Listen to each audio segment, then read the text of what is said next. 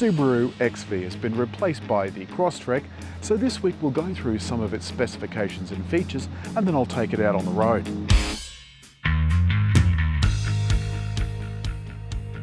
There's 3 models in the lineup and 2 drivetrains, one of which is a mild hybrid. It gives you a very tiny saving in fuel, and frankly I don't think it is worth it for the extra couple of kilowatts that it gives you. But anyway, the front looks pretty much the same on all of them. Headlights a little different in this base model there. Halogen, can you believe it? The rest are LED. But still, I like the front. I think it looks kind of sexy in a fairly conservative way. You'll notice there's some of this kind of ribbing on the plastic that is around the wheel arches. Where have you seen that before? Exactly, the WRX. Crosstrek is just Impreza in a station wagon raised form. Don't know what you think about this colour, but to me it looks like they forgot to finish painting it. It's kind of a bluey grey colour. Battleship grey. Never did anything for me, don't like it now. Mirrors, they're black, that looks fairly smart, and it's got smart locking and unlocking, so if the key's in your pocket you don't have to bother with the fob. They've kept the badging fairly simple: Subaru, symmetrical all-wheel drive, and Crosstrek. I quite like this kind of little feature in the lights with the bodywork that protrudes into the light. Anyway, I'm easily pleased apparently.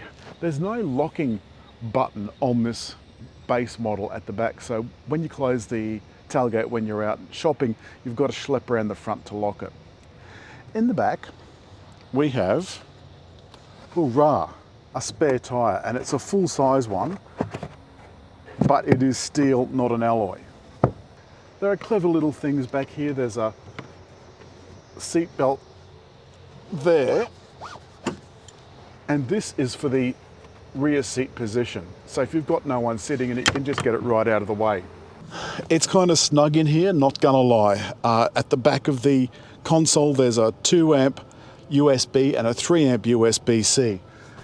But there's not a whole lot of frills back here. And in the front, it's nice and quiet and refined. Subaru's made an excellent job of making this a very comfortable family car. But it also suits singles and people that have an active lifestyle that want to throw crap in the back without it, being too precious. The surfaces, therefore, are sturdy. This sports fabric feels like it'll outlast time, and the tops of the sills are a little bit on the scratchy side, as is that. So the quality of the finish it feels quite basic. Nonetheless, it's very well equipped. This model has traditional dials, for example, and a little multifunction display in between. And on the display, when you put your foot on the brake, it shows up in the little card that's between the lane markings. The center screen, all of that is LCD. And the thing I like about it is Subaru has put fixed buttons where important stuff should be, so it's always there when you go to get it. But that everything has a menu. Even this bit at the top has a menu. You press that, it goes to the radio menu. I like that a lot. There are a few things that you have to do every time you get in the car. For example, I always turn stop-start off. It's absolutely no assistance to you whatsoever. All it does is give you the irrits in traffic. This does have auto brake hold, but unlike most brands where it's a switch down on the dash, this one it's in this main menu. It also has, surprise, surprise, wireless Apple CarPlay. It's also got all the safety gear, so it's got Subaru EyeSight, and because this is an automatic transmission, we'll get into that in a minute, it has autonomous emergency braking, and there's 2 little cameras up here behind the rear view mirror, and they're looking forward, stereo cameras that look forward, and it makes judgments about what's happening up front of the car. It looks at line markings, it looks for people, animals, people on bikes at intersections. The steering wheel is standard Subaru too. And it's got all the smart stuff on it, the smart cruise control, the smart steering. So it's all where you can easily get at it. Better still, it's where you can see it. Before we get out of these nice tight bends, I want to quickly mention the suspension. It's McPherson struts at the front and double wishbones at the back. That's quite sophisticated, and it feels sophisticated. A lot of brands make do with that awful torsion bar thing, which I just loathe, absolutely loathe. The eyesight system also includes smart recognition of speed signs. I assume it uses both the cameras and navigation because it's frequently wrong. I've never met one of these systems that was right all of the time. The steering is lovely and light.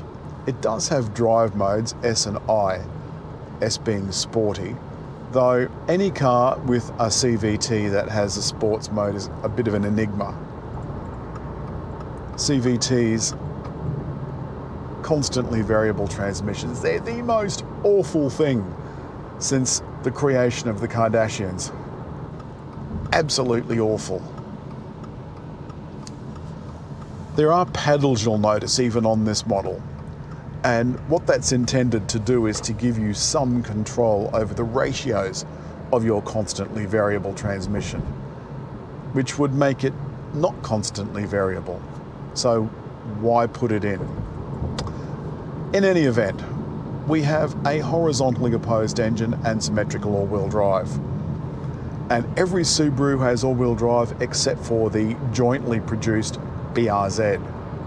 Now the car is steering me within the lines, lovely, and it's keeping me a set distance from the car in front. Now a lot of those things are needed now to get a full 5 stars. And when I say needed, I mean if you don't have them, chances are you'll get a penalty. We published a story recently on a couple of 0-star cars, brand new, but they got 0 safety ratings. Does that mean you should buy them? I certainly wouldn't. I would not buy a 0-star car. This has got centre airbags as well. There's a big sticker down here on the seat that says so. Airbags up along the side, airbags everywhere. One thing I can say about Subaru is it is extremely well engineered and very, very safe. I've done a couple of 100 kilometres so far this week, and I'm down to about 1/3 of a tank of petrol. Alrighty, I've found my tripometer, and it's telling me that, ooh, I've done 9.8 litres per 100 kilometres. It's pretty dire. Wow, and I have not been thrashing this at all. 9.8, crikey. All right, let's move swiftly on.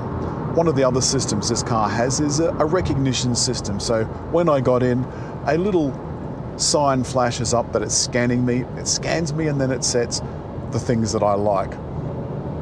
I love that feel of a boxer engine. That I can't describe it, but it's a little vibration that you get through the pedal and through the steering wheel. I've always loved it. BRZ, Toyota 86, and I think it's because I learnt to drive in a Subaru. So let's sum up the Subaru Crosstrek.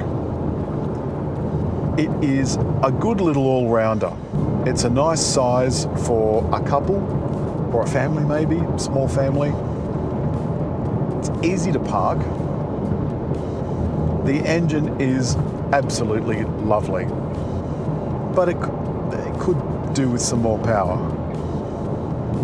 It does feel a little anemic, and there's absolutely no point in talking about 0 to 100 times.